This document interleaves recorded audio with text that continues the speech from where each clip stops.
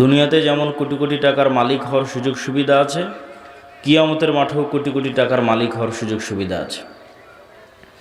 তবে কোটি কোটি টাকার মালিক কিয়ামতের মাঠে হতে হলে দুনিয়া থেকে দিয়ে যেতে হবে। ওখানে উপস্থিত কোনো বুদ্ধি নাই যে আজকে টাকার তো খুব দরকার, টাকা কোথায় পাবো, কোনো বুদ্ধি নাই। আমার পূর্বের বক্তা বলছিলেন জান্নাত বিক্রি হয়, সেটা আরেকটু আপনাদের বুঝিয়ে বলি। আপনাদের কেউ কি দাবি করতে পারবেন যে আমি আমার জীবনে এক ওয়াক্ত সালাতও কাজা করিনি, এক রাকাত সালাতও কোনো দিন ভুল পড়িনি, পুরো সালাতে সব সময় আল্লাহর কথাই স্মরণে রেখেছি, এরকম শতভাগ নিখুঁত সালাতের গ্যারেন্টি কেউ দিতে পারবেন? তো মানুষ আল্লাহকে চ্যালেঞ্জ দিয়ে বলতে পারবে না যে আল্লাহ সালাতেও তো একটাও মিস দেয়নি, আর সালাতে তো কোনোদিন তোমার কথা বাদ দিয়ে অন্য কারো কথা স্মরণ করিনি, তাহলে জান্নাত দিবা না কেন? এই প্রশ্ন করার ক্ষমতা পৃথিবীর খুব কোনো মানুষের নাই বললেই চলে। যে সালাতের দিকে, ইবাদতের দিকে যদি কেউ ঠিক থাকে আর একদিকে নাই, সেটা কি? গুনাহ মুক্ত থাকা। পৃথিবীর কোনো মানুষ দাবি করে বলতে পারবে না যে না আমি শতভাগ নিষ্পাপ। তো শতভাগ নিষ্পাপ, অতএব তুমি আমাকে কেন জান্নাত দিবা না? তাহলে মানুষের জান্নাতে যাওয়ার ভরসা সালাত, সিয়াম, হজ, জাকাত, ইবাদত এগুলো দিয়ে হচ্ছে না। কেন হচ্ছে না? ওগুলোতে মানুষের ভুল ত্রুটি হয়েই যায়। আর একটা কেন দিয়ে হচ্ছে না? একদিকে ইবাদতই ঠিক মতো করেনি, আর একদিকে গুনাহের বোঝা আছে। তাহলে রাস্তা কই? রাস্তা নাই তো। ফলত মানুষকে আল্লাহ সুবহানাহু ওয়া তাআলার সামনে হাত পাততে হয় যে আল্লাহ তুমি অনেক বড় দয়ালু, ইবাদতও ঠিক মতো করতে পারিনি, গুনাহও অনেক জমা হয়ে আছে, ক্ষমা করে দাও। আল্লাহর দয়া এবং ক্ষমাতে জান্নাত যেতে পারবে, দাবিতে নয়। কিন্তু দাবিতে জান্নাত যাওয়ার দুটো রাস্তা আছে, এখানে গ্যারেন্টি নিশ্চিত জান্নাত। তার একটা হচ্ছে মানুষ আল্লাহর রাস্তায় যুদ্ধ করে জীবন দিয়ে দিবে। ইন্নাল্লাহা আশতারা মিনাল মুমিনিনা আনফুসাহুম ওয়া আমওয়ালাহুম বিআন্না লাহুমুল জান্নাহ। সত্যি যদি নিয়ত বিশুদ্ধ থাকে, সত্যিকার অর্থে যদি জিহাদে অংশগ্রহণ করে থাকে, বাড়ি থেকে বের হয়েছে কিন্তু আর ফিরে আসেনি, আল্লাহ সুবহানাহু ওয়া তাআলা তাকে শহীদ হিসেবে কবুল করেছে, তাহলে ও দাবিতে জান্নাতে যাবে। কেননা ওর রক্তের ফোঁটা পড়ার পূর্বে যা যা এই কমতিগুলো ছিল, ইবাদতের কমতি আর গুনাহ, সবগুলোর কাফফারা হিসেবে তার জীবনকে গ্রহণ করে নেওয়া হয়েছে। তাহলে এখন তো আর বাধা প্রদানকারী কিছু থাকলো না। ও এখন, ওর কাছে জান্নাত এখন বিক্রি হয়ে গেছে।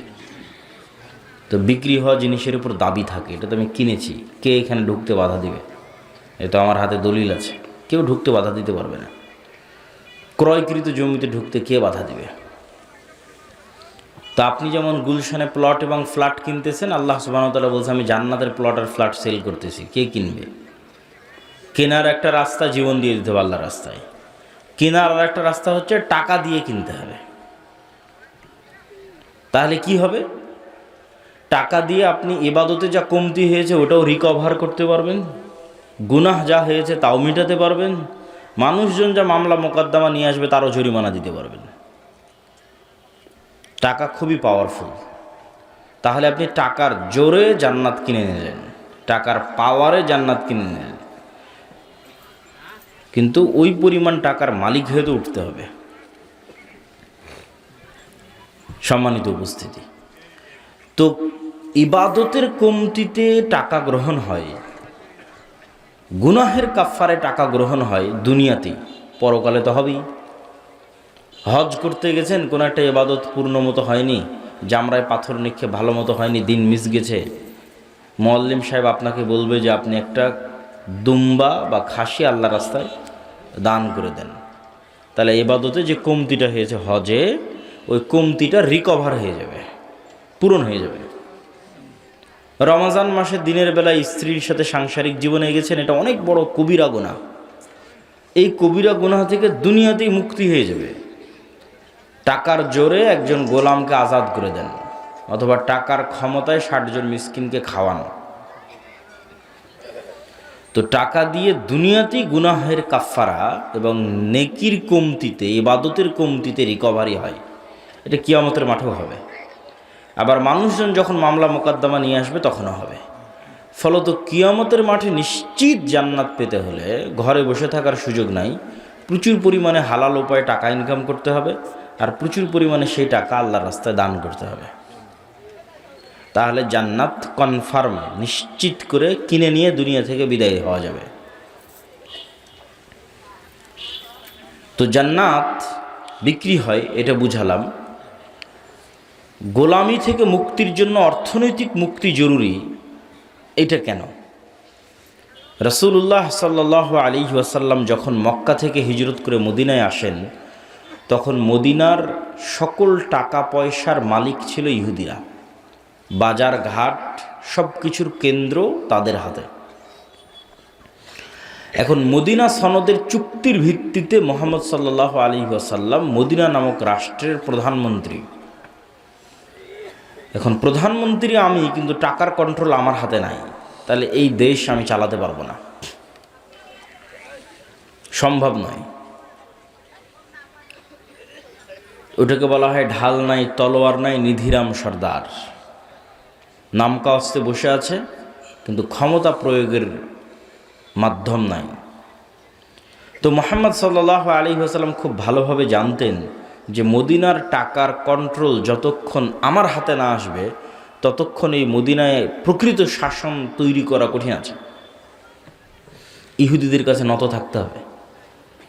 এই জন্য রাসূলুল্লাহ সাল্লাল্লাহু আলাইহি ওয়াসাল্লাম প্রথম আদেশেই আনসার এবং মুহাজিরদের মধ্যে মোয়ালাত, আল ওয়ালা, মোয়ালাতের সম্পর্ক তৈরি করে দিলেন, যে প্রত্যেক আনসার তার যা সম্পদ আছে সেটার একটা অংশ মুহাজিরদের দিয়ে দিবে। কারো 10টা উট থাকলে 5টা দিয়ে দিবে, কারো 10 বিঘা জমি থাকলে 5 বিঘা দিয়ে দিবে। কেন? আনসারীরা কৃষক আর মুহাজিরেরা ব্যবসায়ী। যারা মক্কা থেকে আল্লাহর নবীর সাথে এসেছে, এদের রক্তে ব্যবসা আছে। স্বয়ং রাসূল সাল্লাল্লাহু আলাইহি ওয়াসাল্লাম ব্যবসায়ী। তাহলে মদিনার টাকার কন্ট্রোল হাতে নিতে হলে ব্যবসা করা লাগবে, কৃষি কাজ করে হবে না। আর মদিনার আনসারীরা কৃষক, অতএব ওরা ওদের সম্পত্তি অর্ধেক অর্ধেক করে মুহাজিরদের বুঝিয়ে দিক, মুহাজিররা ওইটা নিয়ে ব্যবসা শুরু করবে। অল্প কয়েকদিনের মধ্যে মদিনার টাকার কন্ট্রোল চলে আসবে মুহাম্মদ সাল্লাল্লাহু আলাইহি ওয়াসাল্লামের সাহাবীদের হাতে। হলেও তাই। আল্লাহর নবীর জীবদ্দশাতে ওসমান বিন আফফান, আব্দুর রহমান বিন আউফ, জুবাইর ইবনুল আওয়াম এরা মদিনাতে কোটিপতি হয়ে গেল। এবং টাকা দিয়ে যে গোলামি থেকে মুক্তি হয়, রাসূলুল্লাহ সাল্লাল্লাহু আলাইহি ওয়াসাল্লাম যখন মসজিদে নববীর জায়গা নির্ধারণ করলেন, তখন এই মসজিদে নববীর সামনে একটা কুয়া ছিল, যে কুয়ার মালিক ইহুদি। এখন আজকেই সৌদি আরবের সবচেয়ে বড় সমস্যা পানি। তাদের 1500 বছর আগে পানির কি প্রয়োজন ছিল মরুভূমির দেশে, আর মুসলমানদেরকে ওযু করা লাগে 5 বার। তো মুহাম্মদ সাল্লাল্লাহু আলাইহি ওয়াসাল্লামকে ইহুদির কাছে নত হয়ে বলতে হবে, বাবা ইহুদি, আমার মুসলমানেরা তো ওযু করবে, তো তোমার কুয়াটা একটু ব্যবহার করতে দিতে হবে, একটু দিবা। এই যে নত হওয়া, এই নত হওয়াটাই তো গোলামি। রাসূলুল্লাহ সাল্লাল্লাহু আলাইহি ওয়াসাল্লাম বললেন, কে আছে এমন যে এই কুয়া জান্নাতের বিনিময়ে কিনে দিতে পারবে মুসলমানদের জন্য? ওসমান ইবনে আফফান রাদিয়াল্লাহু তাআলা আনহু তার নিজের টাকা দিয়ে এই কুয়া রাসূল সাল্লাল্লাহু আলাইহি ওয়াসাল্লামের আদেশে কিনে দিলেন।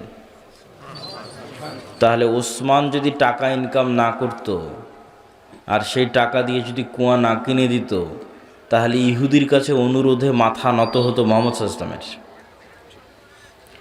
টাকার জোরে সে মাথাটা নত হলো না। এটাই স্বাধীনতা। ফেরাউন বানু ইসরায়েলকে গোলাম বানাতো, তার একটা পদ্ধতি, অনেকগুলো পদ্ধতির একটা পদ্ধতি টাকা। সেটা হচ্ছে কারুনকে দিয়ে প্রচুর পরিমাণে সুদি লোন দিত, সুদের উপর লোন দিত। সুদের উপর লোন দিলে মানুষকে দ্রুত গোলাম বানানো যায়। তো এইটা একটা পদ্ধতি ছিল, টাকার কন্ট্রোল নিজের হাতে রেখে সুদের উপর লোন দিয়ে বানু ইসরায়েলকে গোলাম বানানো। মুহাম্মদ সাল্লাল্লাহু আলাইহি ওয়াসাল্লামের জীবদ্দশায় যে যুদ্ধগুলো হয়েছে, এই যুদ্ধগুলোকে আপাত দৃষ্টিতে দেখলে মনে হয় যে এটি ধর্মযুদ্ধ, হক আর বাতিলের যুদ্ধ। কিন্তু বদরের যুদ্ধের ইতিহাস পড়ে দেখেন, বাস্তবে কিন্তু এটা অর্থনীতির যুদ্ধ, টাকার দ্বন্দ্ব, টাকার যুদ্ধ। অন্তত বদরের যুদ্ধের ক্ষেত্রে হক বাতিল তো আছেই, কিন্তু শুরুটা হয়েছে কিভাবে দেখেন। এখান থেকে কেবলা কি পিছন দিকে? এইদিকে। এখান থেকে যদি কেবলা এইদিকে হয়, তাহলে আমরা ধরে নিই এই যে এটা হচ্ছে মক্কা, এটা হচ্ছে মদিনা, আর এটা হচ্ছে সিরিয়া, বা আমি যেবারে বসে আছি এটা সিরিয়া, ফিলিস্তিন, জেরুজালেম। আর ওই পাশে এটা হচ্ছে সমুদ্র, লোহিত সাগর। তো ওই মক্কা থেকে আদিকাল থেকে মানুষেরা ব্যবসা করার জন্য এই সিরিয়াতে আসতো, সমুদ্রের ধার দিয়ে, সাইড দিয়ে, কিনারা দিয়ে।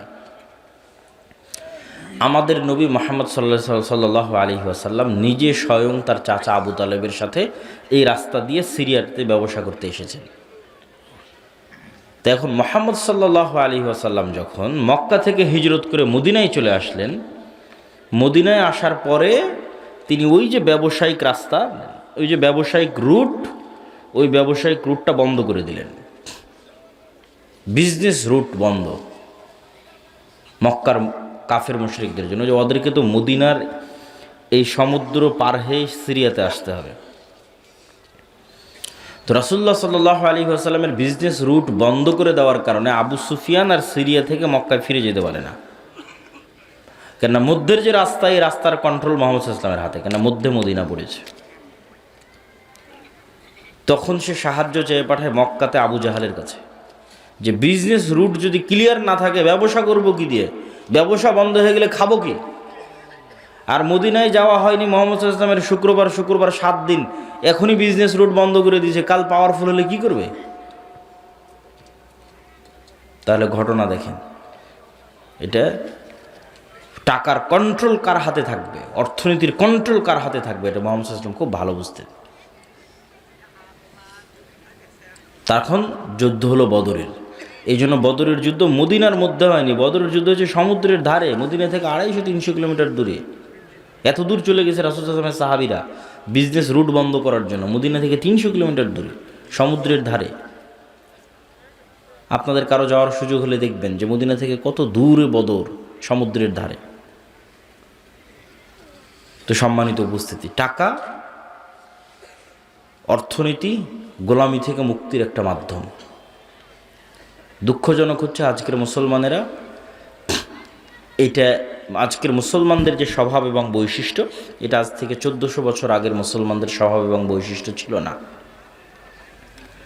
আল্লামা ইকবাল লিখেছেন, নাহি মাকাম কি খুগর তবিয়তে আজাদ, হাওয়ায়ে সাইরে মিসালে নসিম পয়দা কর। যে মুসলমানেরা কখনো এক দেশ, এক এলাকা, এক গ্রাম, এক কাজ, নির্ধারিত কোনো কিছুর কোনোদিন মুখাপেক্ষী ছিল না। মুসলমানেরা হচ্ছে সকালের প্রবাহিত বাতাসের মতো, যার কোনো বর্ডার নাই, যার কোনো সীমানা নাই। রাসূলুল্লাহ সাল্লাল্লাহু আলাইহি ওয়াসাল্লামের সাহাবীদের বেশিরভাগ 90% নিজ এলাকা, নিজ গ্রাম, নিজ দেশে মরেনি। কেনারা নির্ধারিত কাজ, নির্ধারিত পেশা, নির্ধারিত দেশ নিয়ে কোনোদিন পড়ে থাকেনি, সকালের প্রবাহিত বাতাসের মতো। জীবিত কওমের আলামত এটাই যে তাদের সকাল এবং সন্ধ্যা পরিবর্তন হয়, আর মৃত কওমের আলামত এটাই যে তাদের সকাল এবং সন্ধ্যা এক থাকে। প্রতিদিন সকালবেলা উঠলাম, মাঠে গেলাম, কাজ করলাম, বাড়িতে আসলাম। প্রতিদিন সকালবেলা উঠলাম, অফিসে গেলাম, কাজ করলাম, বাড়িতে আসলাম। এই যে ডেইলি রুটিন সেম, এটা হচ্ছে মৃত জাতির আলামত। আর 1400 বছর আগের মুসলমানেরা মরু যাযাবর, বিদুইন। আজ এখানে 2 দিন, তো কাল গোবিন্দগঞ্জে 3 দিন, তারপরের দিন বগুড়া গাবতলীতে 5 দিন, তারপরের দিন ঢাকা, চলছেই তো চলছে। তারপরে দিল্লি, করাচি, আফগানিস্তান, প্রতিদিন সকাল সন্ধ্যা পরিবর্তন হচ্ছে। ব্যবসা করে বেড়াচ্ছে সারা পৃথিবী। ব্যবসার রাস্তা দিয়ে মুসলমানেরা দিন প্রচার করেছে। ভারতের কেরালা, বাংলাদেশের চট্টগ্রাম, ইন্দোনেশিয়া, মালয়েশিয়া, সব ব্যবসার রাস্তা দিয়ে দিন গেছে। মুসলমানদেরকে চাকরি করা, গোলামি, নৌকরি, নৌকার, চাকর, এটা শিখিয়েছে ইউরোপিয়ানরা। মুসলমানদের গতি এটা ছিল না। মুসলমানদের গতি হচ্ছে টাকা ইনকাম করতে হবে, দিনের দাওয়াত দিতে হবে। ব্যবসা করতে হবে। তো এই জন্য দিনের কাজে অর্থের খুব প্রয়োজন। আজকের এই অনুষ্ঠান চলা অবস্থাতেও আপনারা এই প্রতিষ্ঠানে, এই উদ্যোগে দানে অংশগ্রহণ করবেন, এটা আপনাদের প্রতি উদাত্ত আহ্বান থাকবে। আল্লাহ কবুল করুক, বলেন আল্লাহুম্মা আমিন। তাহলে আমাদের বক্তব্যের বিষয়, মুসলমানেরা গোলামি থেকে বাঁচবে কিভাবে। তো শুরুই করলাম অর্থনৈতিক মুক্তি, গোলামি থেকে মুক্তির একটা রাস্তা। 2 নম্বর, শতভাগ তাওহীদ এবং শতভাগ ঈমান বিল গায়বে ইয়াকিন ছাড়া মুসলমানদের বাঁচার কোনো রাস্তা নাই। অন্তত 20% মানুষ লাগবে বাংলাদেশে যদি আমরা একটা পূর্ণাঙ্গ বিপ্লব চাই, যে বিপ্লবটা হবে ন্যায়ের, যে বিপ্লবটা হবে ইনসাফের, তাহলে অন্তত 20% মানুষ লাগবে, যেই 20% মানুষ শতভাগ তাওহীদে বিশ্বাসী, শতভাগ ঈমান বিল গায়বে ইয়াকিন রাখে। শতভাগ তাওহীদ কি? সুন্দরগঞ্জ গাইবান্ধার আহলুল হাদিস ভাইয়েরা মনে করতে পারে যে আমরা তো শিরক বেদাত করি না, কবর মাজারে যাই না, তাহলে আমাদের তাওহীদে সমস্যা কোথায়? আছে। শতভাগ তাওহীদে খুব কম মানুষ বিশ্বাসী। যেমন এখানে অনেকেই আছেন যিনি কবরে মাজারে যান না, কিন্তু তিনি বিড়ি সিগারেটের নেশায় আসক্ত। তাহলে ওনার ইলাহ হচ্ছে বিড়ি সিগারেট। ইলাহাহু হাওয়া, মনের প্রবৃত্তি তার ইলাহ। সে আল্লাহর ইচ্ছার সামনে নিজের ইচ্ছাকে জবাই করতে পারেনি। আল্লাহর চাওয়া, আল্লাহর আদেশের সামনে নিজেকে পরিপূর্ণ আত্মসমর্পণ করতে পারেনি। ये दौर अपने इब्राहिम की तलाश में है। আজকের যুগে মুসলমানদের মুক্তির রাস্তা হচ্ছে একজন ইব্রাহিম আলাইহিস সালাম লাগবে। মুসলমানদের মধ্যে ইব্রাহিম আলাইহিস সালাম নাই। ইব্রাহিম আলাইহিস সালাম মানে কি? শতভাগ তাওহীদ। তো মুসলমানদের মুক্তির রাস্তা ইব্রাহিম আলাইহিস সালামের মতো হতে হবে, শতভাগ তাওহীদপন্থী হতে হবে। আপনি টাকার জন্য, দুনিয়া এবং বস্তুবাদী চিন্তাধারার জন্য হালাল হারামের চিন্তা চেতনা বাদ দিয়ে দিয়েছেন, ক্ষমতার জন্য বাদ দিয়ে দিয়েছেন, নারীর জন্য বাদ দিয়ে দিয়েছেন, বিড়ি সিগারেট নেশার জন্য বাদ দিয়ে দিয়েছেন। তাহলে এগুলো প্রত্যেকটাই দাসত্বের জিঞ্জির, এগুলো পূর্ণাঙ্গ তাওহীদের প্রমাণ বহন করে না। যখন আপনি সব কিছু থেকে মুক্ত, আপনার হৃদয়, আপনার কলব যখন টাকার প্রাধান্য থেকে মুক্ত, টাকার আধিপত্য থেকে মুক্ত, দুনিয়ার খ্যাতির নেশা থেকে মুক্ত, দুনিয়ার ক্ষমতার লোভ থেকে মুক্ত, নারীর নেশা থেকে মুক্ত, বিড়ি সিগারেট জুয়া ফ্রি ফায়ার পাবজি এগুলোর নেশা থেকে মুক্ত, এই কলব শুধু ওটাই পছন্দ করে যেটা আল্লাহ পছন্দ করে, শুধু ওটাই ভালোবাসে যেটা আল্লাহ ভালোবাসে, ওটাই করতে মনে চায় যেটা আল্লাহ সুবহানাহু ওয়া তাআলা বলেছেন, ওইটাকে ঘৃণা করে যেটাকে আল্লাহ সুবহানাহু ওয়া তাআলা ঘৃণা করেছেন। এইভাবে যখন ইব্রাহিম আলাইহিস সালাতু ওয়াস সালামের মতো হয়ে যাবে, এবার গোলামি থেকে মুক্তির রাস্তা শুরু হয়ে যাবে। রাষ্ট্র কিভাবে তৈরি হয়? ইবনে খালদুন লিখেছেন, রাষ্ট্রের অন্যতম একটা ভিত্তি হচ্ছে আসাবিয়া, কোনো নির্দিষ্ট একটা জিনিসের উপর কঠোরতা। পৃথিবীর সব রাষ্ট্র কোনো না কোনো একটা জিনিসের উপর কঠোর হওয়ার মাধ্যমে ওই রাষ্ট্র গড়ে উঠেছে। যেমন এখনকার যত নেতা দেখতে পাবেন বাংলাদেশের অথবা এরকম মুসলিম দেশের, সবার মুখে দেখবেন জিকির চলে, গণতন্ত্র, আমরা গণতান্ত্রিক রাষ্ট্র তৈরি করব, গণতন্ত্রের জন্য আন্দোলন করেছি, গণতন্ত্রের জন্য জীবন দিয়েছি, গণতন্ত্রমুখ। তাহলে এই রাষ্ট্রটা তৈরি করা হচ্ছে গণতন্ত্রের উপরে, এটাই আসাবিয়া। ঠিক ভারতের ওদেরকে দেখবেন ওরা কিসের উপর রাষ্ট্র তৈরি হয়েছে? হিন্দুত্ববাদ, এইটাই ওদের আসাবিয়া। তো আপনি মুসলমানেরা ততক্ষণ পর্যন্ত স্বাধীন হতে পারবেন না যতক্ষণ না আপনি আপনার দিনের উপর কঠোর হতে পারবেন। এইটার উপর ভিত্তি করে রাষ্ট্র তৈরি হয়ে যাবে, আপনিও স্বাধীন হয়ে যাবেন, রাষ্ট্র স্বাধীন হয়ে যাবে। কিন্তু শতভাগ তাওহীদপন্থী হতে হবে, নিজের দিনের উপর কঠোর হতে হবে, নিজের দিন নিয়ে কোনো হীনম্মন্যতা থাকা যাবে না। যেমনটা ইহুদিদের মধ্যে কোনো হীনম্মন্যতা নাই, তাদের দিন নিয়ে তাদের মধ্যে কোনো হীনম্মন্যতা নাই। আপনাদের চেয়ে বেশি টুপি ইহুদিরা পরে, আপনাদের চেয়ে বেশি দাড়ি ইহুদিরা রাখে, শতকরা, সংখ্যায় নয়। মানে বাংলাদেশের 16 কোটি মুসলমান, তো 16 কোটি মুসলমানের কত কোটি দাড়ি রাখে, এটার পার্সেন্টেজ কত, সেই পার্সেন্টেজের কথা বলতেছি। এটা নয় যে না গুনলে তো দেখা যাবে যে 1 কোটি মানুষ দাড়ি রাখে, তো ইহুদির সংখ্যা তো 1 কোটি নয়, কিন্তু ইহুদির সংখ্যা যদি 10 লক্ষ হয় তো তার 9 লক্ষ দাড়ি রাখে। তাহলে বাংলাদেশের মুসলমানের সংখ্যা 16 কোটি হলে অন্তত 15 কোটিকে দাড়ি রাখতে হতো, তাহলে বোঝা যাবে যে আপনি ইহুদির চেয়ে বিজয়ী। তো ইহুদিরা ওদের দিনের ওপর কট্টর, শতভাগ কঠোর। পৃথিবীর কে কি বললো সেটা না পরোয়া করে না, কে সন্ত্রাসী বলবে, কে কি বলবে, এটার কোনো পরোয়া নাই। ওর ভাষা, ওর ল্যাঙ্গুয়েজ, ওর আদর্শ, ওর আকিদা, ওর দিনের উপর কঠোর হওয়ার মাধ্যমেই ওকে স্বাধীন হতে হবে, মুক্তি নিতে হবে, কোনো রাস্তা নেই।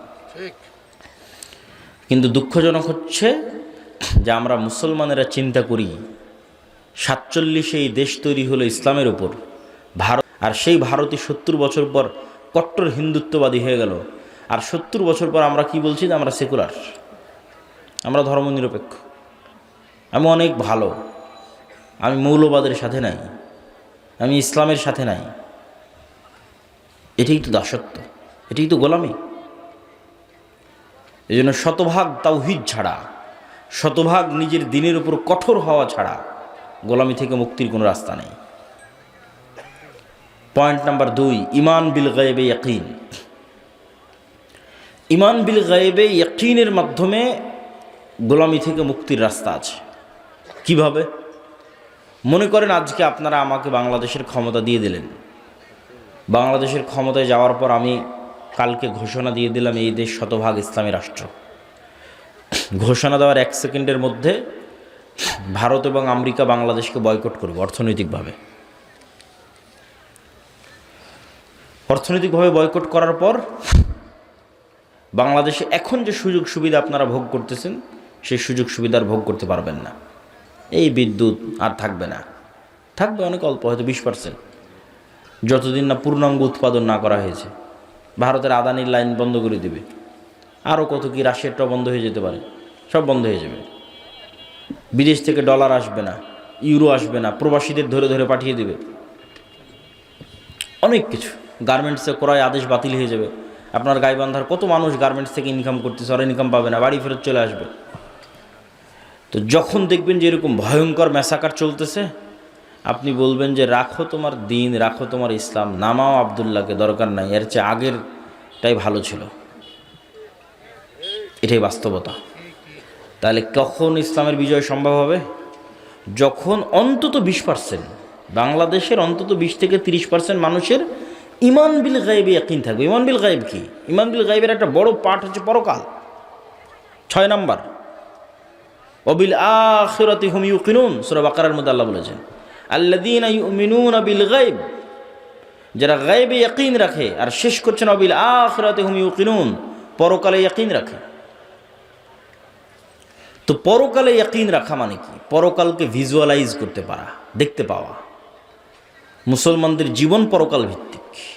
পরকালকে যতক্ষণ আপনি চোখ বন্ধ করে দেখতে না পাবেন, বারজাখী জীবনকে যতক্ষণ দেখতে না পারবেন, ততক্ষণ আপনি এই দুনিয়ার মোহ থেকে বের হয়ে আসতে পারবেন না।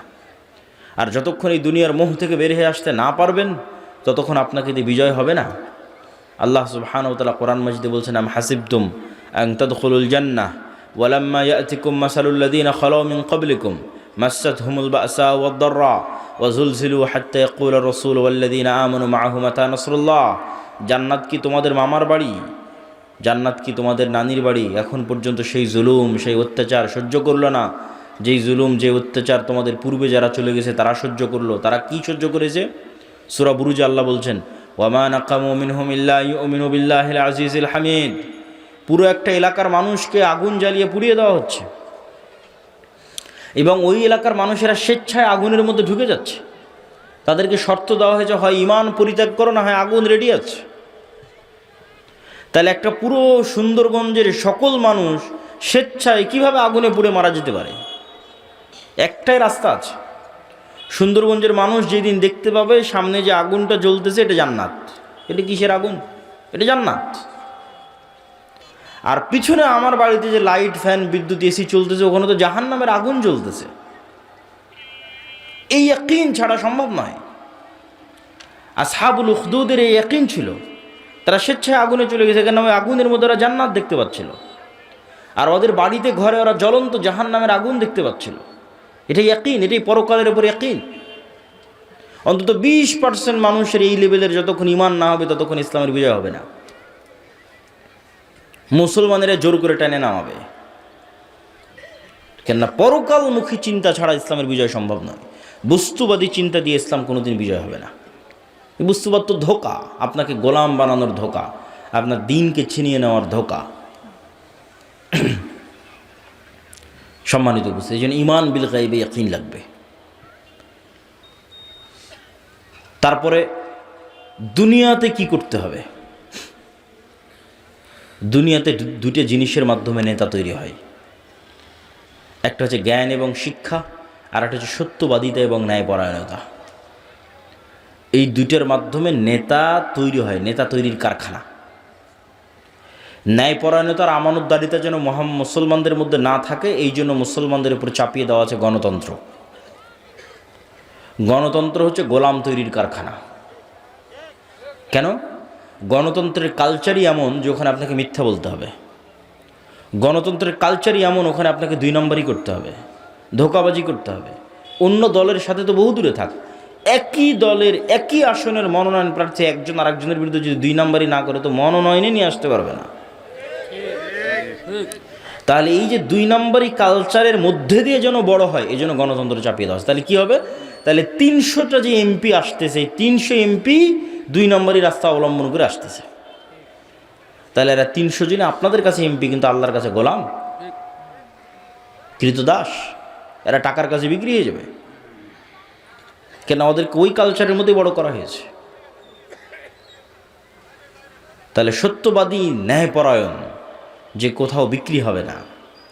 এই যে OC, DC, SP, AC land, sub registrar, এদের তো রাজনৈতিক দলের সাথে এদের ক্ষমতা যায় না।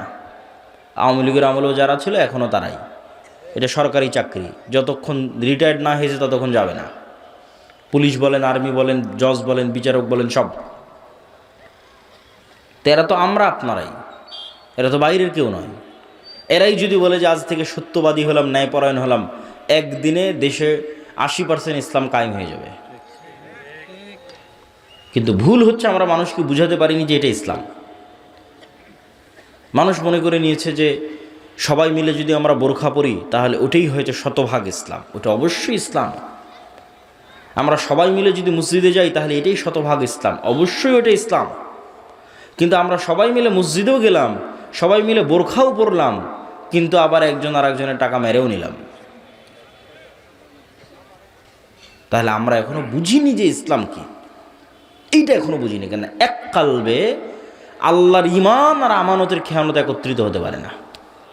লা ঈমান আল ঈমান লা আমানাত লাহু। ফলত মানুষকে আমরা বুঝাতেই পারিনি। আমি যে বললাম যে আজকে OC, DC, SP, AC land, sub registrar এরা যদি শতভাগ সৎ আর ন্যায়পরায়ণ হয়ে যায় তো 80% ইসলাম কায়েম হয়ে যাবে, এটা কেমনে বললাম? কেননা রাষ্ট্রে ইসলামের ট্রাম্প কার্ডই হচ্ছে, রাষ্ট্রে ইসলামের বিজ্ঞাপনই হচ্ছে ন্যায়, ন্যায়পরায়ণতা, ন্যায় বিচার, সত্যবাদিতা। এটা মোহাম্মদ সাল্লাল্লাহু আলাইহি ওয়াসাল্লাম মার্কেটিং করে গেছে ঈসা আলাইহিস সালামের জন্য, যে ঈসা আলাইহিস সালামের পূর্বে পৃথিবী জুলমে ভরা থাকবে। ঈসা আলাইহিস সালাম না আসা পর্যন্ত কিয়ামত কায়েম হবে না। লা তাকুমুস সাআ হাত্তা ইয়ানজিলা ঈসা ইবনে মারইয়াম। ঈসা ইবনে মারইয়াম যতক্ষণ অবতীর্ণ না হয়েছে কিয়ামত হবে না। আর ঈসা ইবনে মারইয়াম অবতীর্ণ হয়ে কী করবে জানো? সারা পৃথিবীতে ন্যায় প্রতিষ্ঠা করবে। আল্লাহু আকবার। এটা ব্র্যান্ডিং। রাসূল সাল্লাল্লাহু আলাইহি ওয়াসাল্লাম এটা বলেনি যে ঈসা ইবনে মারইয়াম অবতীর্ণ হয়ে সারা পৃথিবীর সব মানুষকে বাধ্যতামূলক সালাত আদায় করাবেন। মানুষ সালাত আদায় করবেই, কিন্তু রাষ্ট্রে ইসলামের ব্র্যান্ডিং কি? রাষ্ট্রে ইসলামের ব্র্যান্ডিং হচ্ছে ন্যায়। তো ওই OC, DC, SP, AC land, sub registrar এরা এমন ইসলাম বুঝলো যে এরা এখন মানুষের টাকা মেরে নিয়ে হজ করে, ঘুষ নিয়ে মসজিদে দান করে, প্রশ্ন ফাঁসের টাকা দিয়ে মাদ্রাসায় দান করে। তাহলে আমরা কি ইসলাম বুঝালাম বলেন মানুষকে? এটার সাথে যে ইসলামের কোনো সম্পর্ক নাই, এটা যে মুনাফিকি, এটা তো আমরা বুঝাতে পারলাম না। এইটার তো দিনের সাথে ঠাট্টা আছে, এটা তো মুনাফিকি আছে। ধরেন একজন মানুষ হারাম নয় হালাল টাকা দিয়ে দান করলো, একজন মানুষ 5 ওয়াক্ত সালাত জামাতে মসজিদে আদায় করলো, রাতে তাহাজ্জুদের সালাত আদায় করলো, তবুও ওই রাতে তাহাজ্জুদ সালাত আদায়কারীর চেয়ে আর আল্লাহর রাস্তায় হালাল টাকা দানকারীর চেয়ে ওসি যদি শুধু তার নিজ চেয়ারে বসে ন্যায় প্রতিষ্ঠা করতে শতভাগ, ওইটা বেশি নেকির কাজ ছিল। এইটাই তো বুঝাতে পারলাম না। এটা রাসূল সাল্লাল্লাহু আলাইহি ওয়াসাল্লামের হাদিস, সাবআতু ইউযিল্লুহুমুল্লাহ ইয়াওমা লা যিল্লা ইল্লা যিল্লুহ। 7 শ্রেণীর মানুষকে আল্লাহ আরশের ছায়া দিবেন, তার 1 নম্বরে জায়গা দেওয়া আছে ন্যায়পরায়ণ দায়িত্বশীল। বাকি নামাজি দানকারী এদেরকে 2, 3, 4 জায়গা দেওয়া আছে। আর 1 নম্বরে জায়গা দেওয়া আছে যে নিজ দায়িত্বে শতভাগ ন্যায়পরায়ণ। তাহলে ওসি, ডিসি, এসপি, এসিলেন্ট, সাব রেজিস্ট্রার এদেরকে আমরা বুঝাতে পারলাম না যে তুমি তো যে পাগলামি করতেছো ওটা তো মুনাফিকি, ওটা তো করার দরকারই নাই। তুমি এই যে দায়িত্বে বসে আছো এটাই শতভাগ ন্যায়ের সাথে যদি তুমি পালন করতে পারো, তাহলে তুমি কি পালন করতেছো জানো? রব্বুল আলামিনের গুণে গুণান্বিত হচ্ছ। রব্বুল আলামিন আল্লাহ, তার সবচেয়ে বড় গুণ হচ্ছে তিনি ন্যায়পরায়ণ, জুলুম করেন না। মানুষ হয়ে তুমি মানুষের উপর শতভাগ ন্যায় করতেছো, দিস ইজ এ মিরাকল। মানুষ হয়ে তুমি রব্বুল আলামিনের যে গুণ, যে উনি কারো উপর জুলুম করবেন না, সেটা তুমি বাস্তবায়ন করতে, এটা অনেক মহৎ গুণ, বিশাল গুণ। কিন্তু এটা আমরা মানুষকে বুঝাতে পারলাম না। ইসলাম কি এটা মানুষকে বুঝাতে আমরা ব্যর্থ। তাহলে সত্যবাদিতা, ন্যায়পরায়ণতা ছাড়া নেতা হওয়ার কোনো সুযোগ নাই। আর সত্যবাদী ন্যায়পরায়ণ মানুষ যেন বের না হয়ে আসে, এই জন্য গণতন্ত্র। এই গণতন্ত্রের ফাঁক দিয়ে যদি কেউ সত্যবাদী ন্যায়পরায়ণ বের হয়েও আসে, তাহলে ওসমান হাদির মতো গুলি করে হত্যা করা হবে। কেন? ওটার ওজন বহন করতে পারবে না রাষ্ট্র। আধিপত্যবাদী শক্তি ওইটার ওজন বহন করতে পারবে না। আর শিক্ষা এবং জ্ঞান, আল্লাহ পৃথিবীকে যেই ফাংশনের উপর তৈরি করেছেন, সেই ফাংশনের মধ্যে এইটাই আছে যে শিক্ষা এবং জ্ঞানের বাটন যে চাপ দিবে সে নেতা হবে। এখন সুন্দরগঞ্জের যুবকেরা যদি সব free fire, PUBG, TikTok, IPL, BPL এগুলো নিয়ে ব্যস্ত থাকে, সময় নষ্ট করে, মদ, জুয়া, গাঞ্জা নিয়ে ব্যস্ত থাকে, আর ইউরোপ আমেরিকার ইহুদি খ্রিস্টানের সন্তানেরা যদি জ্ঞান অর্জন করে, তো আল্লাহ বলবে না এই ইহুদি খ্রিস্টান তোদের নেতা বানাবো না, আমার সুন্দরগঞ্জে কিছু মদখোর, জুয়াখোরকে নেতা বানাবো। এটা আল্লাহ করবেন না। আল্লাহ নিজের তৈরি করা রুলস ভাঙ্গেন না। ওই ইহুদি খ্রিস্টানের নেতা হয়ে যাবে। আর এই সুন্দরগঞ্জের মদখোর, জুয়াখোর মুসলমান হওয়ার পরও গোলাম থাকবে। কেন? আমার পায়ে গোলামির জঞ্জির সে নিজে বেঁধেছে, কিছু করার নাই। আল্লাহ এই সিস্টেম তৈরি করেছে যে জ্ঞানে নেতা হওয়া যায়। কেন বলেন তো? আল্লাহ নিজে সবার চেয়ে জ্ঞানী। আদম আলাইহিস সালাতু ওয়াস সালামকে জ্ঞান দিয়ে আল্লাহ সম্মান দিয়ে ফেরেশতা এবং জিন দিয়ে সিজদা করিয়েছে। ইবলিস করেনি, ইবলিস বোঝেইনি, ইবলিসের প্রশ্নই ভুল। ইবলিস প্রশ্ন করেছে আমি তো আগুনের তৈরি। আরে পাগলা, আগুনের তৈরি আর নূরের তৈরি এগুলো তো কথা নয়, জ্ঞান তো তোমার চেয়ে বেশি। আদম আলাইহিস সালাতু ওয়াস সালামকে জ্ঞান দেওয়া হয়েছে তোমার চেয়ে বেশি, নাহলে তোমার আগুনের চেয়ে নূরের তৈরি ফেরেশতা তো আরও শ্রেষ্ঠ। নূরের তৈরি ফেরেশতা কি জন্য সেজদা করতেছে, আর তুমি আগুনের তৈরি হয়ে কি বলতে চাও, কি বুঝাতে চাও? জ্ঞানই শ্রেষ্ঠত্ব, জ্ঞানই ক্ষমতা। আল্লাহ তলুতকে যখন নেতা বানালেন তখন বলছেন বাসতাতান ফিল ইলমি ওয়াল জিসম, আমি তলুতকে নেতা বানিয়েছি জ্ঞানের জোরে, জ্ঞানের ক্ষমতায়। কিন্তু আজ মুসলমানদের সাথে জ্ঞানের কোনো সম্পর্ক নেই, বই পুস্তক পড়ার কোনো সম্পর্ক নাই। তাহলে কীভাবে নেতা হবেন? গোলামির জিঞ্জির তো আমরা আমাদের পায়ে নিজেরাই বেঁধেছি। এবার কল্পনা করেন যে 500 জন যদি এমন যুবক তৈরি হয়, যে 500 জন যুবক শতভাগ তাওহীদে বিশ্বাসী, শতভাগ ঈমান বিল গায়বে ইয়াকিন রাখে, মানে পরকাল দেখতে পায়, বস্তুবাদী নয়, আবার জ্ঞানে সর্বোচ্চ। আবার জ্ঞান টাকা দিয়ে কিনে নেওয়া যায় না। কত ডাক্তার, ইঞ্জিনিয়ার নেবেন, অনেক জ্ঞান অর্জন করেছে, পিএইচডি ডিগ্রিধারী, একটা 1 লাখ, 5 লাখ, 1 কোটি টাকার জন্য স্বাক্ষর বিক্রি করে দিচ্ছে। বন্দরে বসে আছে, চিটাগাং বন্দরে, মেডিকেলগুলোতে বসে আছে, গাড়ি হাদিয়া দিবে, কোম্পানির ওষুধ লিখবে। ও কি জ্ঞানী নয়? জ্ঞানী, কিন্তু ওর জ্ঞানকে বিক্রি করে দিয়েছে, ন্যায়পরায়ণ নয়। তাহলে কল্পনা করেন যে 500 এরকম যুবক তৈরি হয়েছে যারা সর্বোচ্চ ডাক্তার, সর্বোচ্চ ইঞ্জিনিয়ার, কিন্তু বিক্রি হয় না, কেউ কিনতে পারে না ওদেরকে। ন্যায়পরায়ণ, সত্যবাদী, আবার তাওহীদে শতভাগ তাওহীদে বিশ্বাস রাখে, আবার ঈমান বিল গায়বে ইয়াকিন রাখে। এদেরকে পরাজিত করবে এরকম কোনো শক্তির জন্মই হয়নি পৃথিবীতে। কিন্তু হ্যাঁ, এরকম 500 যুবক তৈরি হয়ে গেলে তারা পৃথিবীর জন্য, সাম্রাজ্যবাদী শক্তির জন্য হুমকি। তখন তারা এদেরকে ধ্বংস করতে চাইবে। হত্যা করতে চাইবে। আর যখন ধ্বংস এবং হত্যা করতে চাইবে তখন আল্লাহর সাহায্য লাগবে। আল্লাহর সাহায্য ছাড়া মুসলমানদের বিজয় আগেও কোনো দিন হয়নি, পরেও কোনো দিন হবে না। দুনিয়ার শক্তিতে মুসলমানদের বিজয় হয় না। দুনিয়ার শক্তি চেষ্টার অংশ। বিজয় হয় কি দিয়ে? একটু কথা বলেন তো, কি দিয়ে বিজয় হয়? আল্লাহর সাহায্য দিয়ে বিজয় হয়। তা আল্লাহর সাহায্য কেমনে পাবেন? আল্লাহর সাহায্য পাওয়ার জন্য দুটো বড় মাধ্যম আছে, প্রযুক্তি আছে, অস্ত্র আছে আল্লাহর সাহায্য পাওয়ার। একটা সালাত আর একটা জিকির। 5 ওয়াক্ত সালাতের তো লাগবেই। 5 ওয়াক্ত সালাতের পরে আরও একটা সালাত খুবই পাওয়ারফুল, ওটা হচ্ছে রাতের সালাত। আর জিকির তো আছেই, কিন্তু জিকিরের মধ্যে একটা জিকির খুবই পাওয়ারফুল, ওটা হচ্ছে সকাল সন্ধ্যার জিকির। কিন্তু এই সালাত এবং এই জিকির কেন পাওয়ারফুল, এই সালাত এবং জিকির দিয়ে কেমনে আল্লাহর সাহায্য আসবে, এটা একটু বুঝে তারপরে আমাদেরকে সামনের দিকে আগাতে হবে। দেখেন, এখান থেকে ঢাকা অথবা আমেরিকা অথবা রাজশাহীতে কোনো ভালো টিচার যদি থাকে, তার সাথে আপনি অনলাইনে ক্লাস করতেছেন লাইভ, অথবা অনলাইনে ফোনে কথা বলতেছেন লাইভ। তো এই যে অনলাইনে ফোনে লাইভ কথা বলতেছেন, লাইভ ক্লাস করতেছেন লগ ইন করে পাসওয়ার্ড দিয়ে, তো হাজার হাজার কিলোমিটার দূরে থাকা টিচারের মুখোমুখি হয়েছেন ইন্টারনেট দিয়ে, জুম দিয়ে, হোয়াটসঅ্যাপ দিয়ে। তো এইটা যে প্রযুক্তি, এই প্রযুক্তির চাইতেও লক্ষ কোটি গুণ টপ লেভেলের প্রযুক্তি হচ্ছে আমি দুনিয়াতে বসে আছি আর আমার সাথে 7 আসমানে থাকা রব্বুল আলামিন লাইভ কানেক্টেড হবেন। ওটা হচ্ছে সালাত। রব্বুল আলামিনের সাথে রব্বুল আলামিন 7 আসমানে, আরশে, আমি দুনিয়ায়, কিন্তু মুখোমুখি হব লাইভ, সরাসরি কথা হবে। ওটার প্রযুক্তি সালাত, ওটার জন্য সালাতে দাঁড়াতে হবে। সিস্টেম ওইটা, ফরম্যাট ওইটা, যেটা আমার পূর্বের বক্তা বলছিলেন, এটা গায়েবে নির্ধারিত ফরম্যাট, লাউহে মাহফুজে নির্ধারিত ফরম্যাট। সেম হুবহু ওই ফরম্যাট যখন আপনি ধারণ করবেন, কানেকশন তৈরি হয়ে গেছে। ফরম্যাটে উল্টাপাল্টা হয়ে গেলে কানেকশন হবে না, নেটওয়ার্ক কাজ করবে না, অ্যাক্টিভ হবে না, ফাংশন করবে না। এই জন্য ফরম্যাট হুবহু এরকমই থাকা লাগবে, যেমনটা লাউহে মাহফুজে, লাউহে মাহফুজ থেকে জিব্রাইল, জিব্রাইল থেকে মোহাম্মদ সাল্লাল্লাহু আলাইহি ওয়াসাল্লাম, মোহাম্মদ সাল্লাল্লাহু আলাইহি ওয়াসাল্লাম থেকে কোরআন এবং হাদিসে। তো কোরআন এবং হাদিসে যেভাবে ফরম্যাট দেওয়া আছে ওটাই হতে হবে। তাহলে ওই ফরম্যাট দিয়ে আপনি এখন জমিনে বসে থেকে রব্বুল আলামিনের সাথে কানেকশন হবে।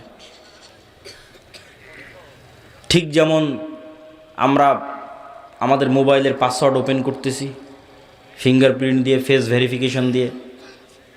ওই ফেস ভেরিফিকেশন যখন নেয় তখন বলে ডানে তাকাও, বামে তাকাও, উপরে তাকাও। তাহলে পুরো ফেসটা নেয়, পুরো ফেসটা মোবাইলের কাছে থাকলো, পরে যখনই আমার ফেসটা দেখে চিনতে পারে, সাথে সাথে খুলে যায়। তো আজকের যুগে, আধুনিক যুগে অনেক দরজা আছে, দেখবেন ফিঙ্গারপ্রিন্ট দিয়ে দরজা ওপেন হয়। আচ্ছা, আমাদের গাড়ির চালক কি এসে পৌঁছেছে? কিছু ভাই পৌঁছেছে? তো দেখবেন যে ফিঙ্গারপ্রিন্ট দিয়ে দরজা ওপেন হয়, কার্ড পাঞ্চ করে দরজা ওপেন হয়। তো মনে করেন আমরা অত্যাধুনিক প্রযুক্তির একটা দরজার সামনে দাঁড়িয়ে আছি, যেই দরজা পাসওয়ার্ড অনেক কঠিন, প্রচুর ভ্যারাইটিস পাসওয়ার্ড। যেমন মোবাইলের পাসওয়ার্ড দেওয়ার সময় ওরা কী বলে যে শুধু ইংরেজি লিখিও না, সংখ্যা দাও, 1 2 3 4 দাও, 1 2 3 4-এর পরে হ্যাশ দাও, স্টার দাও, যত রকমের দিতে পারো তত পাসওয়ার্ড শক্ত। তো পাসওয়ার্ড অনেক শক্ত, নির্ধারিত সময়ে আসতে হবে, নির্ধারিত সময় ছাড়া কাজ করবে না, দরজা খুলবে না। নির্ধারিত সময়ে আসতে হবে, পবিত্র অবস্থায় আসতে হবে। পবিত্র হওয়ারও ফরম্যাট দেওয়া আছে। মানুষ বুঝতেছে না কী ব্যাপার, আমি পেশাব পায়খানা করলাম কিন্তু হাত কেন ধুচ্ছি? এটা তো গায়েবে নির্ধারিত ফরম্যাট, এটা তো প্রযুক্তি। পেশাব পায়খানা করে এসে মাথা কেন মাসাই করতেছে? তো লাউহে মাহফুজ এভাবে নির্ধারণ করা আছে, এইটা ওইটার সাথে মিলে যাবে, তখনই তো কানেকশন তৈরি হবে, তখনই তো যোগাযোগ তৈরি হবে। আসলে যখন আপনি নির্ধারিত সময় যখন পবিত্র অবস্থায় দাঁড়ালেন, এটা একটা ফরম্যাট, এর সাথে একটা আওয়াজ আছে, সাউন্ড আছে। আলহামদুলিল্লাহ রাব্বিল আলামিন আর রহমানির রহিম। রুকুতে যখন গেলেন, এটা একটা ফরম্যাট, ওর সাথে একটা সাউন্ড আছে, সুবহান রাব্বিল আযীম। সিজদায় গেলেন, ওর সাথে একটা সাউন্ড আছে, সুবহান রাব্বিল আলা।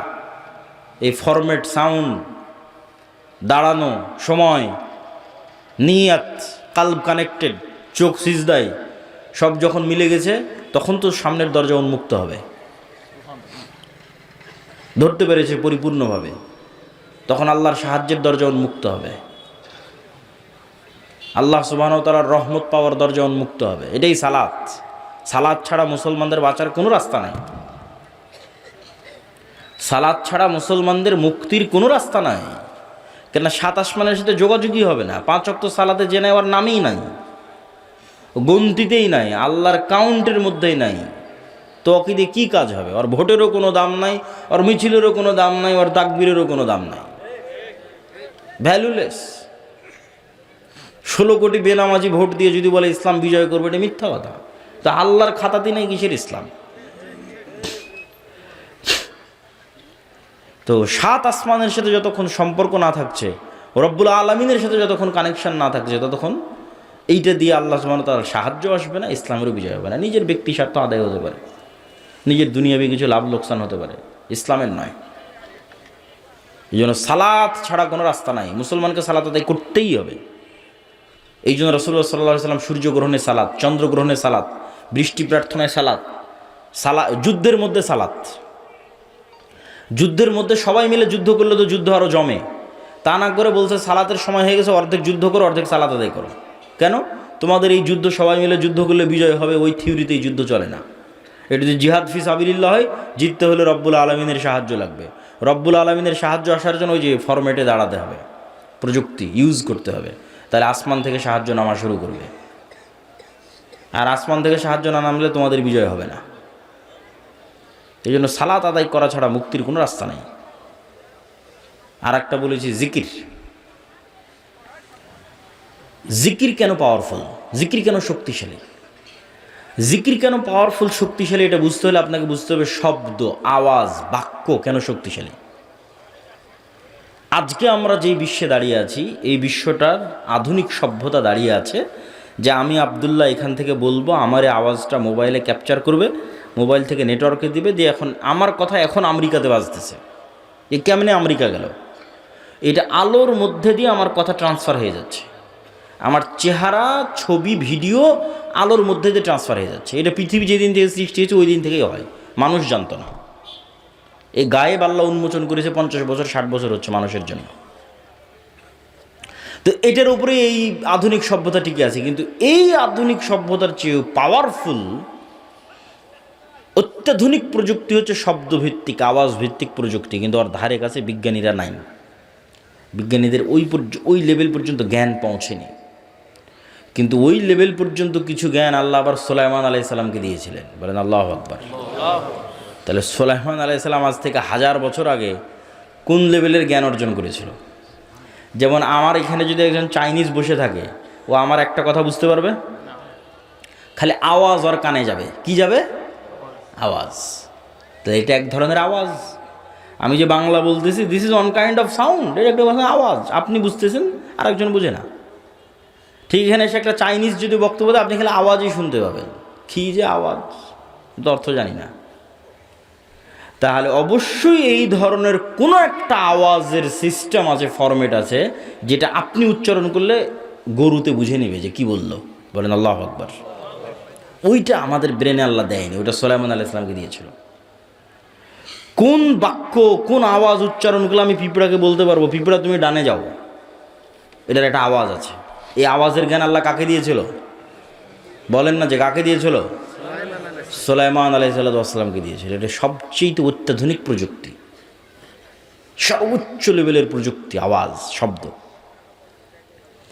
আবার ওই পিঁপড়া কি বলতেছে সেটাও সুলাইমান আলাইহিস সালাম বুঝতো, পাখি কি বলতেছে ওটাও সুলাইমান আলাইহিস সালাম বুঝতো।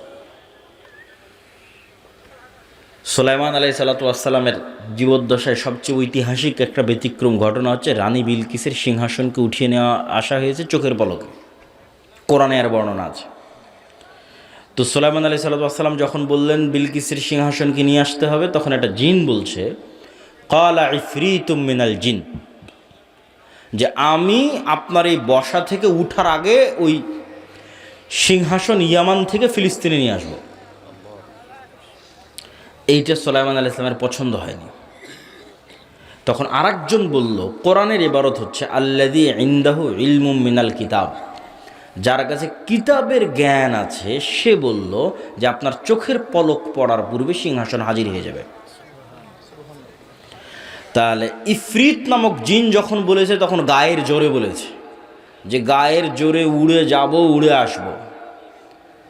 আর পরের জন যখন বলেছে ও গায়ের জোরে বলেনি, ও জ্ঞানের জোরে বলেছে। আল্লাহ কোরআন বলেছে আল্লাহ ইনদাহু ইলমুম মিনাল কিতাব, কিতাবের জ্ঞান আছে। কি জ্ঞান?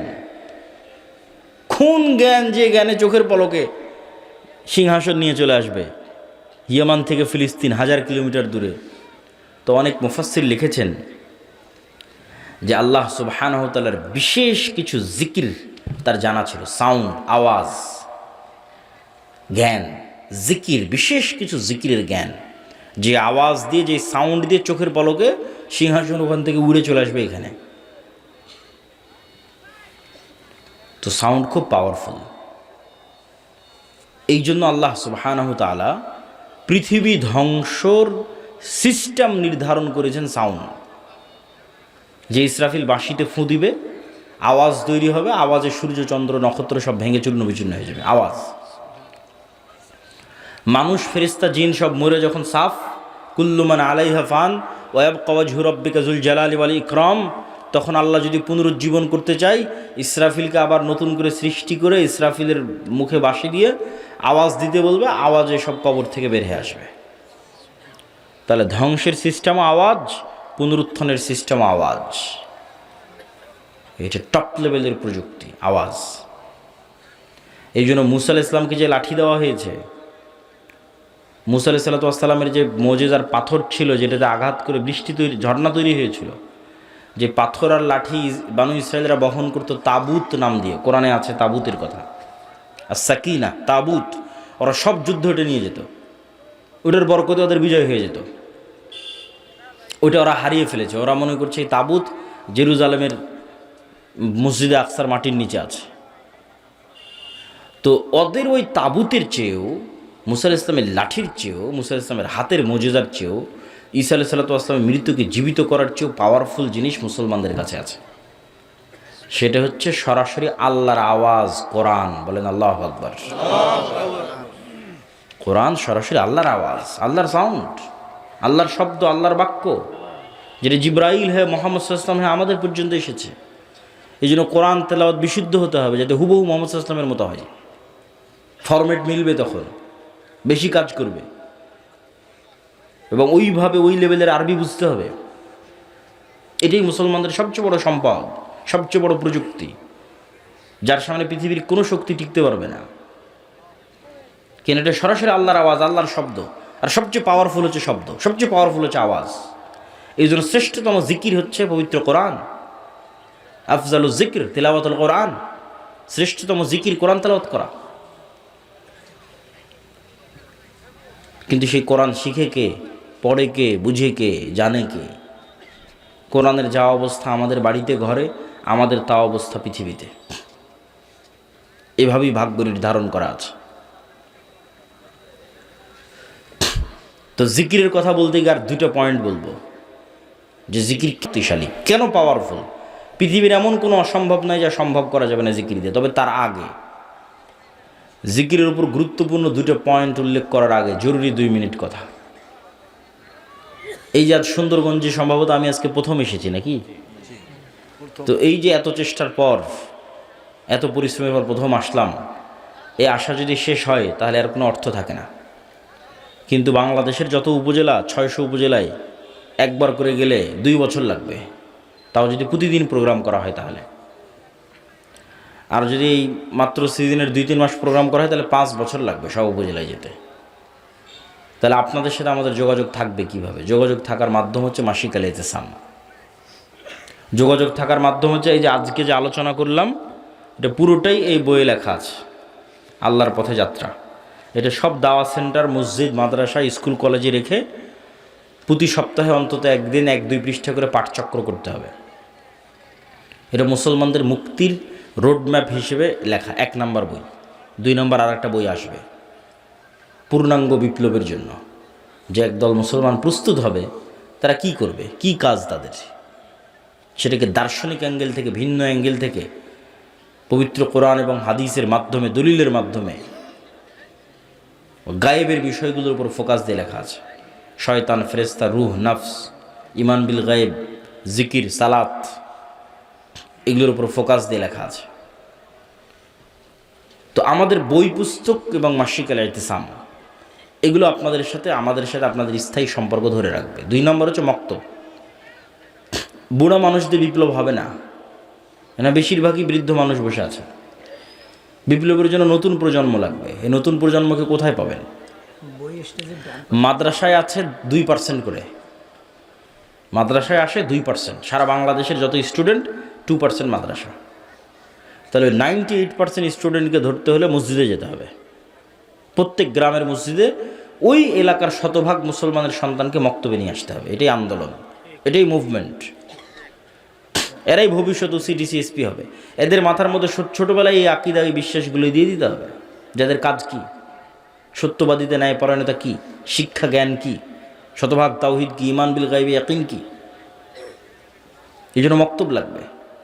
মক্তবের সিলেবাস আমারই লেখা। আমাদের দাওয়ায়ে আল্লাহর যে মক্তব চলে, উসমানী কায়দা আছে, আদর্শ শিক্ষা আছে, তালিমউদ্দিন আছে। প্রায় 700 মসজিদের উপর মসজিদের ইমামেরা আমাদের কাছে ট্রেনিং নিয়েছে, এবং আমার ধারণা যারা ট্রেনিং নিয়েছে তারা আগের চেয়ে এখন ভালো পড়ায় এবং বাচ্চাদেরকে ভালো শেখায়, আলহামদুলিল্লাহ। এই সকল মক্তবের উপর একটা আমাদের প্রতিযোগিতা আয়োজন হচ্ছে এনটিভিতে, যেটা তো অনেক খরচ। মক্তবের স্টুডেন্টরা টিভিতে যাবে, সেই উদ্যোগে এই অনুষ্ঠান আয়োজন হচ্ছে। তো অত্র অঞ্চল পুরো সুন্দরগঞ্জ আশপাশে যত বেশি পারা যায় মক্তবের শিক্ষকদের ট্রেনিং দেওয়ানো, এটা আপনাদের কাজ। যাতায়াত খরচও লাগে না, থাকা খাওয়া লাগে না। 3 নম্বর হচ্ছে যে দিনী প্রতিষ্ঠানগুলো হবে, সেই দিনী প্রতিষ্ঠানগুলোকে জামিয়া সালাফিয়ার সাথে অধিভুক্ত করা। এইটার মাধ্যমে আমাদের সাথে আপনাদের সম্পর্ক তৈরি হবে। এটা বলে এবার জিকিরের যে 2টা পয়েন্ট, সেই 2টা পয়েন্টের দিকে আগায়। মেয়েদের কথা বলা হয়েছে যে মেয়েরা আজকের অনুষ্ঠানে আছে, তাদের উদ্দেশ্য করে কিছু বলা যায় কিনা। আমার বক্তব্যের যেটা মূল বিষয় ছিল ন্যায়পরায়ণতা এবং সত্যবাদিতা, গোলামি থেকে মুক্তির জন্য। এটা অনেকেই যদি মনে করে শুধু ছেলেদের কাজ, এটার অনেক অংশ মেয়েদের সাথে জড়িত আছে। কিভাবে? এই যে আপনারা যারা এখানে উপস্থিত আছেন, নিজ বাপের সম্পত্তিতে নিজ বোনকে ন্যায়ের সাথে সম্পদ দিয়েছেন? যদি দিয়ে থাকেন নেতা হবেন, আপনার ছেলেরা নেতা হবে। যদি না দিয়ে থাকেন আপনি গোলাম, আপনার পরবর্তী 14 প্রজন্ম গোলাম। এটাই গোলামির স্বভাব। ধোঁকা দেওয়া, ন্যায় প্রতিষ্ঠা না করা, এটাই গোলামির স্বভাব। তাহলে মা এবং বোনকে তাদের সম্পত্তি ন্যায়ের ভিত্তিতে বন্টন করতে হবে। ঠিক মা এবং বোনকে চিন্তা করতে হবে, আমি কি আমার শাশুড়ির সাথে ন্যায় করতেছি? শাশুড়িকে চিন্তা করতে হবে, আমি কি আমার স্ত্রীর সাথে ন্যায় করতেছি? এই এক চিন্তাতে সমাজ ঠিক হয়ে যাবে। এক চিন্তাতে একদিনে সমাজ সংশোধন হয়ে যাবে। যদি ন্যায় ইনসাফ, অন্যায় করা যাবে না।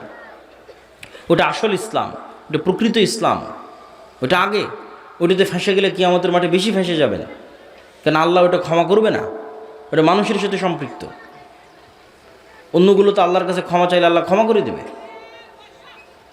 তো মা এবং বোনদের ক্ষেত্রেও আজকের আমাদের আলোচনা পরিপূর্ণরূপে প্রযোজ্য। জিকিরের ক্ষেত্রে যে 2টা পয়েন্ট বাকি আছে। মুসা আলাইহিস সালাতু ওয়াস সালামকে আল্লাহ সুবহানাহু ওয়া তাআলা বললেন যে মুসা, তোমাকে লাঠি দিলাম, জিহ্বা তোতলা ছিল ভালো করে দিলাম, ভাইকে সহযোগী হিসেবে দিলাম। তো এখন তুমি রওনা দাও, তবে একটা কথা মনে রাখো, ওয়ালা তানিয়া ফি জিক্রি। জিকির করতে যদি ভুলে যাও সব ডিঅ্যাক্টিভেট হয়ে যাবে।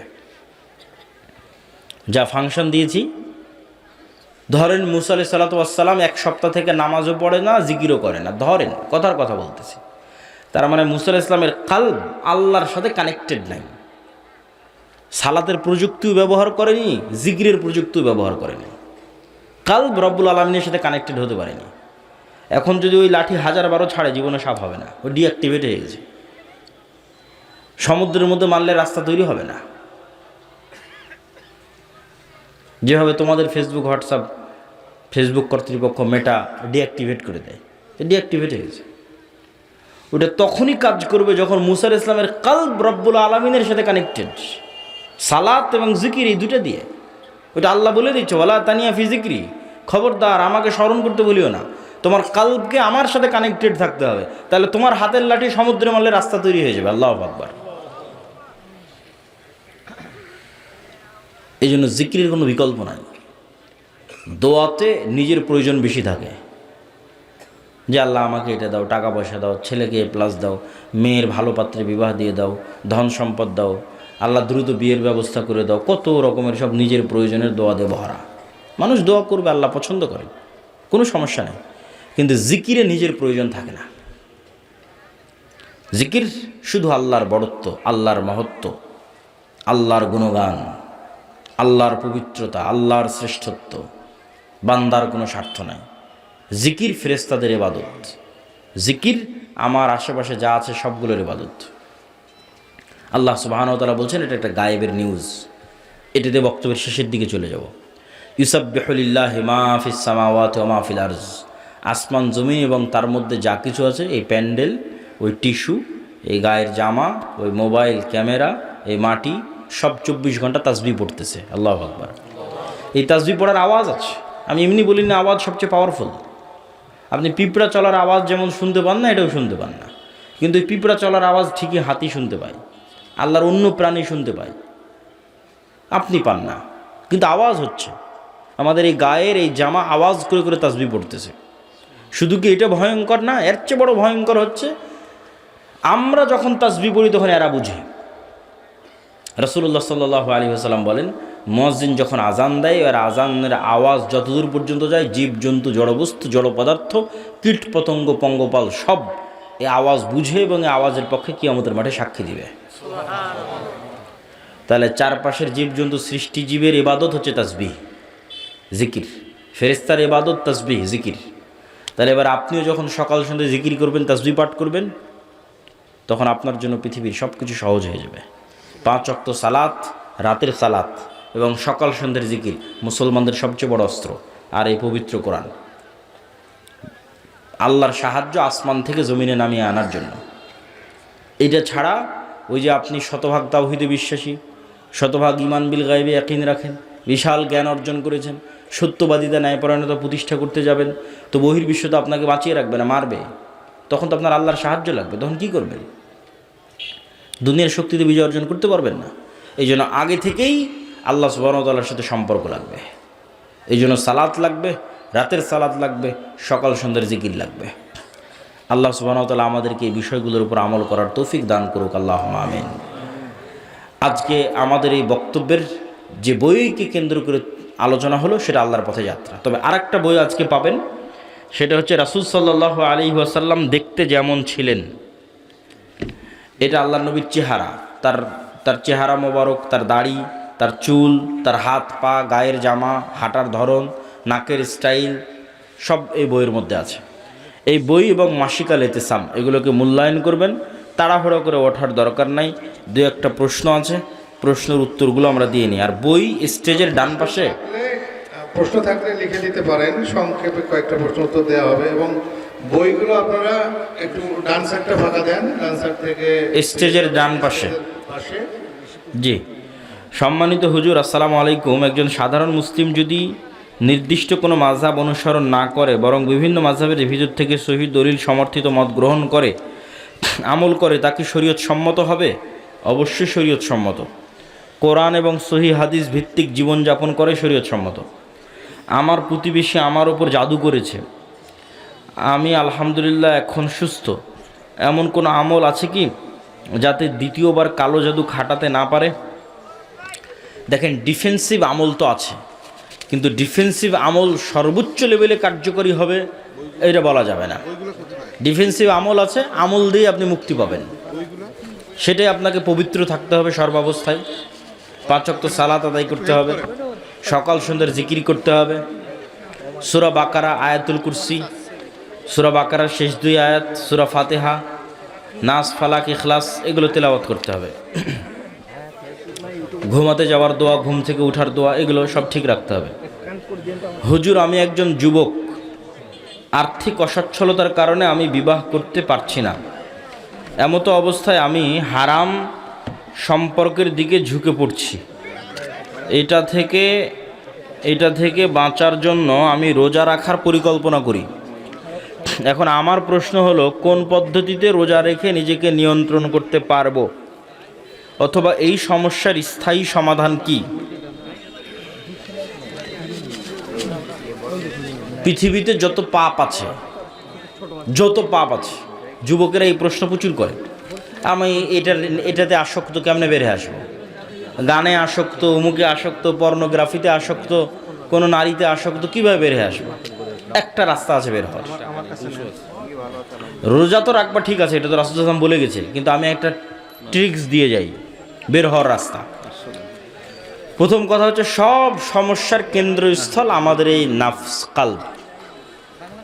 এর যে টান কোনো একটা কিছুর উপর, ওইটাকে কন্ট্রোল করার রাস্তা কি? ওইটাকে কন্ট্রোল করার জন্য একে প্রশিক্ষণ দিতে হবে, একে নিজের কন্ট্রোলে রাখার প্রশিক্ষণ দিতে হবে। তো 1 নাম্বার প্রশিক্ষণ হচ্ছে সালাত। চ্যালেঞ্জ নিতে হবে, যে কোনো মূল্যে 5 ওয়াক্ত সালাত তাকবীরে তাহরিমার সাথে জামাতে আদায় করবই করব। মানে নিজের নাফসকে বাধ্য করব যে তুমি আমার কথা শুনতে বাধ্য।